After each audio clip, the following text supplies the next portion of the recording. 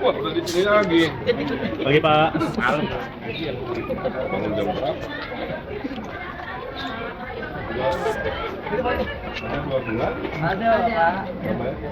Abidal. Abidal. Jadi Habib bin Nasrullah. Jarang ya, jarang.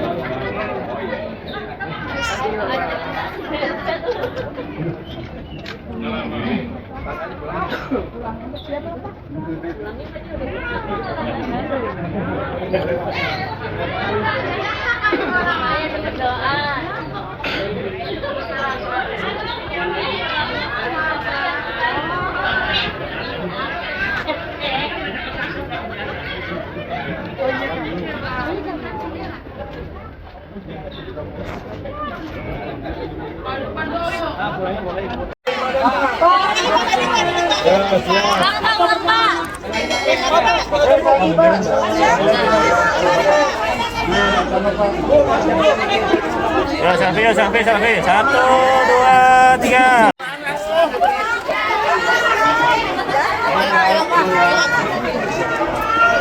Ya, tadi bertemu dengan para pimpinan dari Dewan Masjid Indonesia.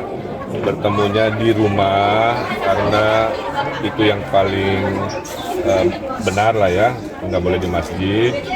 Menyampaikan pada dasarnya 90% aspirasi tentang bagaimana dulu ada anggaran-anggaran untuk masjid, tolong dipertahankan dan ditingkatkan. Ada kegiatan-kegiatan di masjid, tolong disupport ya.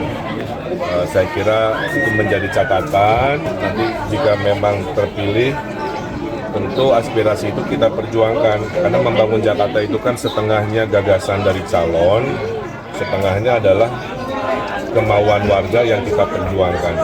Nanti dikombinasi oleh realitasnya seperti apa dengan asas keadilan, itulah Jakarta baru ya. Semua ditampung, semua dikerjakan. Salah satu yang nanti diperjuangkan adalah program umroh haji buat marbot ya, pengurus masjid termasuk pengurus DMI-nya juga, ketua sekretaris bendahara yang memang Sabtu Minggu tidak libur juga. Nanti caranya bagaimana, tidak harus selalu dengan dana negara ya, karena saya bilang keumatan itu sebenarnya ada dana keumatan yang namanya zakat kan. Hanya saya lihat jumlahnya yang terkelola masih belum maksimal. Padahal kalau maksimal, aspirasi-aspirasi terkait guru ngaji, marbot itu bisa tidak harus dana APBD gitu ya. Asal pemimpinnya kreatif, mengorganisasikan sumber-sumber lain, dana umat kembali ke umat lah ibaratnya begitu. Itu juga akan kita kombinasi. Saya kira itu cerita hari ini ya. Berarti ada penambahan permintaannya, penambahan kuota khusus gitu ya Pak untuk orang marbot atau pengurus Ya, masjid untuk gitu ya? umroh haji kuotanya ditambah, marbot pengurus juga pimpinan DMI kita nanti gilirkan dengan cara-cara yang baik. Tapi anggarannya di luar dari RTRW yang Beda itu juga. Pak, Jadi hitung lah.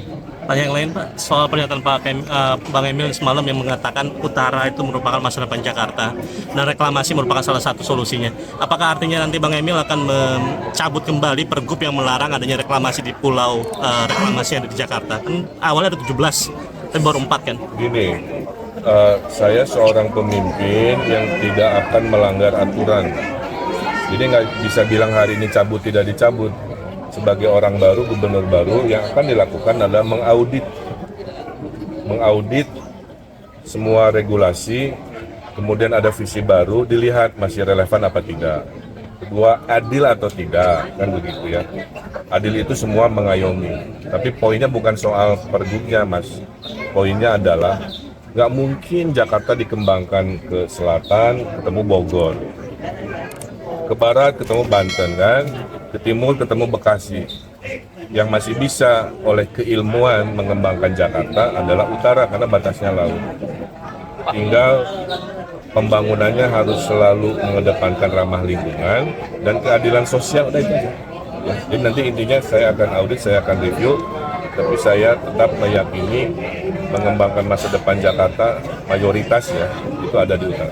Pak, satu lagi Pak. Ada beberapa baliho yang dirusak oleh oknum gitu ya Kak. Ini kan kampanye yang gembira. Seperti apa tanggapannya?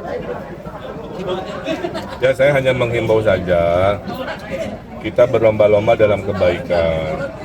Kalau tidak suka, ya tidak usah pilih di TPS. Tapi kalau sudah merusak atribut, itu kan melanggar aturan. Saya doakan orang-orangnya dapat hidayah. Pak, ini Pak, seperti apa mitigasinya? Karena kan kawasan Jakarta Utara ini 90% kan diprediksi akan tenggelam pada tahun 2050. Itu seperti apa mitigasinya kalau dikembangkan ke utara itu? Ya kan tadi saya bilang bahwa solusinya mahal. Ya. Mahal itu adalah membangun sebuah bendungan yang disebut Giant Seawall, tapi berbentuk kawasan. Kemudian nanti kita cek suplai air Jakarta, kalau ternyata sudah memadai bisa pelan-pelan kita kurangi pengeboran langsung ke bawah sehingga akuafernya tidak lama-lama tipis, kira-kira begitu. Itu ada ilmunya, tapi intinya kombinasi dua itu untuk mengatasi. Oke? Kang, ini kan beberapa kali kan ada nih ibu-ibu bawa anak kecil, bawa bayi. Tadi juga sempat ada anak SD mau potong makam. Cuman kan kita tahu kalau aturan kampanye itu anak kecil nggak boleh ikut kampanye. Mungkin ada imbauan Kang Emil ke orang warga gimana gitu? Ya, sebenarnya mereka ingin ketemu, tapi anaknya tinggal di rumah, nggak ada orang. Jadi memahami, intinya memahami. Yang penting itu tidak diajak di ajang kampanyenya yang sifatnya mencoblos gitu. Kalau cuman bertemu, istilahnya nggak sengaja di jalan, saya kira nggak ada masalah. Tapi kalau diajak orang tuanya ke gedung pada saat kampanye coblos nomor 1 atau apel akbar, itu sangat jangan. Tapi kalau belusukan nggak bisa dihindari, pasti bertemu warga yang sedang nongkrong di rumah sama anaknya, mungkin lewat anak-anak lagi mau ke sekolah kan. Yang penting tidak mengajak dari pihak paslonnya. Nah, yang dihimbau adalah jangan bawa anak-anak di ajang kampanye yang sifatnya rapat terbuka atau di gedung gitu ya. Oke, terima kasih semuanya.